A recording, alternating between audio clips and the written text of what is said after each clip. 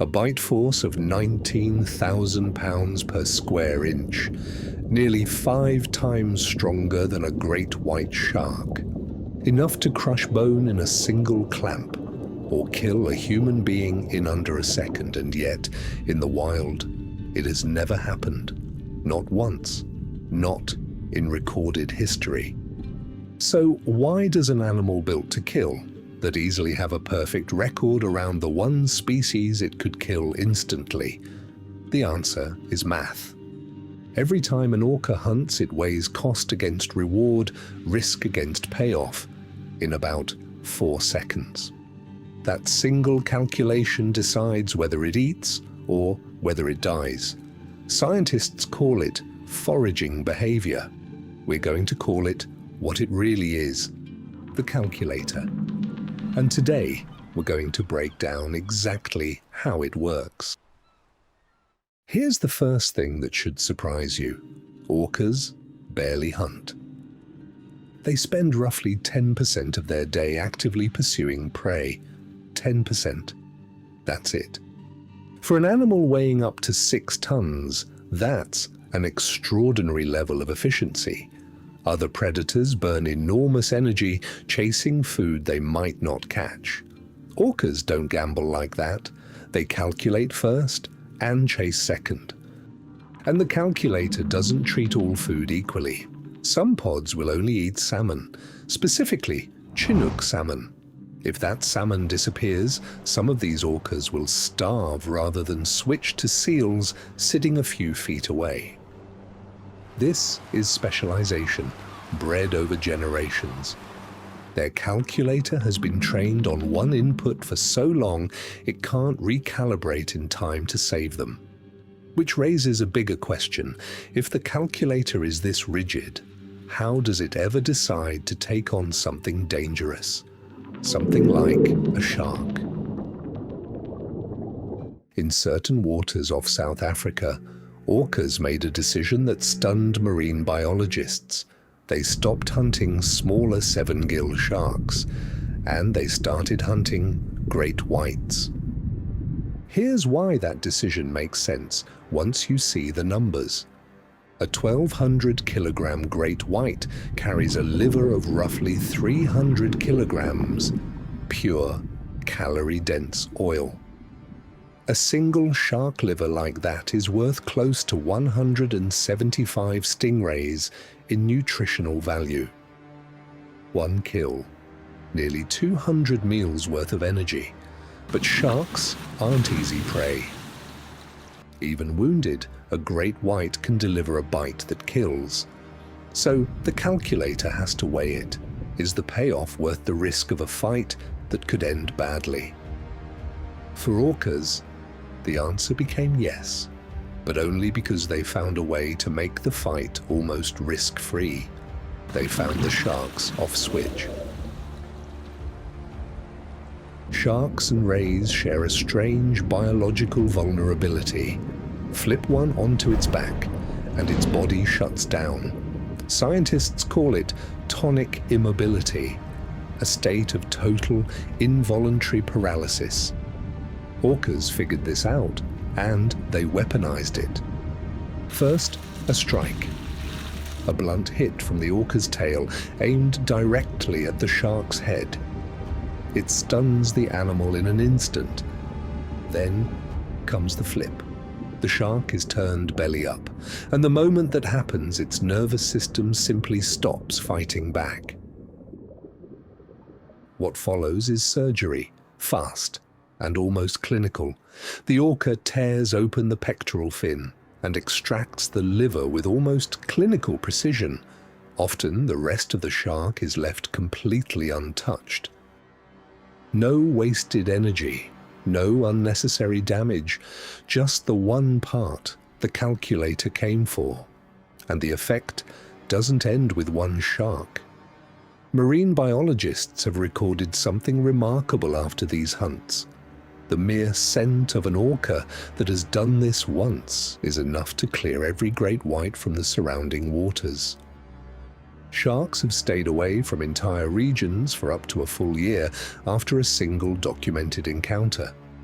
2 orcas were tracked killing 17 sharks in a single day using this exact technique. The calculator didn't just find a weakness, it found a way to make an entire population of apex predators disappear. But not every hunt has a switch this clean to flip. Some hunts have no off switch at all, except the Orca zone.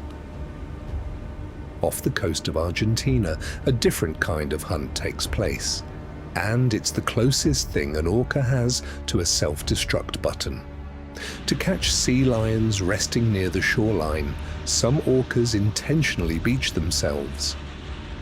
Scientists describe this maneuver bluntly as a suicide mission, miscalculate by a few inches, misjudge the timing by a few seconds, and the result is a fatal stranding, slow death by dehydration on dry land. This is the one hunt where the calculator has almost no margin for error. So how does a species survive a hunting method this dangerous? It doesn't rely on instinct, it relies on training, 20 years of it. Young orcas spend up to 2 decades learning this single skill before they're ever allowed to attempt it on live prey. Mothers push their reluctant calves toward the surf again and again, forcing them to practice the exact body motion needed to wriggle back into the water. Some mothers have even been seen using kelp as a prop, a stand-in for a sea lion so the calf can rehearse the grab without any real danger attached. 20 years just to run one specific calculation safely. And if orcas will spend 2 decades training a calf not to die on a beach, what happens when the target isn't a sea lion? What happens when it's us? This is where the story gets strange. Because by every measure available, humans should be an easy target. We're slow, we're weak in water, and we have none of a shark's defenses. And yet, the calculator appears to have a rule written into it that overrides everything else. A no-kill setting, specifically for us. Researchers believe orcas may recognize humans as something closer to themselves. Another intelligent species worth a different kind of calculation entirely. In 1988, near the Crozet Islands, a young orca became stranded and was rescued by a team of scientists. Researchers believe that same orca grew up to lead her own pod, and decades later, that pod is remarkably comfortable around humans in the water. The theory is that she taught them something. The difference between dangerous humans like the poachers who once used explosives in these waters and the ones who meant no harm. If true, that's not instinct. That's a memory, held for decades and passed down like a lesson. And it explains something else researchers have documented directly. Orcas have been seen calmly avoiding a diver in the water while hunting a seal only a few feet away. 2 targets, 2 completely different outputs, same calculator, running 2 different equations at the exact same time. Which brings us to the most fragile part of this entire system. Because a calculator this precise needs one thing above all else to keep functioning. It needs to never fully shut down. Orcas can't afford to lose consciousness, not even for rest. If they fully fell asleep, they'd stop swimming, sink, and drown. So, evolution built in a fail-safe. Only half of an orca's brain sleeps at a time. Literally, one eye stays open. Half the brain stays alert, keeping the body moving and breathing, while the other half rests. The calculator, in other words, never fully powers off. It just runs on half capacity, in shifts, for its entire life.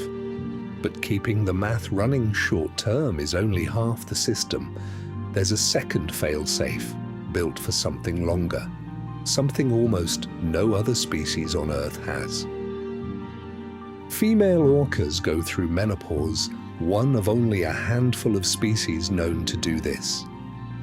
Once they stop reproducing, these older females don't fade into the background. They become the pod's memory bank. When food disappears during a drought or an environmental shift, it's the grandmothers who lead the pod to sources they discovered decades earlier. Their value now is computational, built from decades of stored calculations, passed down at exactly the moment the pod needs them most. So, the next time you see an orca described as a killer, remember what's actually happening beneath the surface. That bite force runs on calculation, not rage. Just a calculator built over millions of years, running risk against reward, one decision at a time.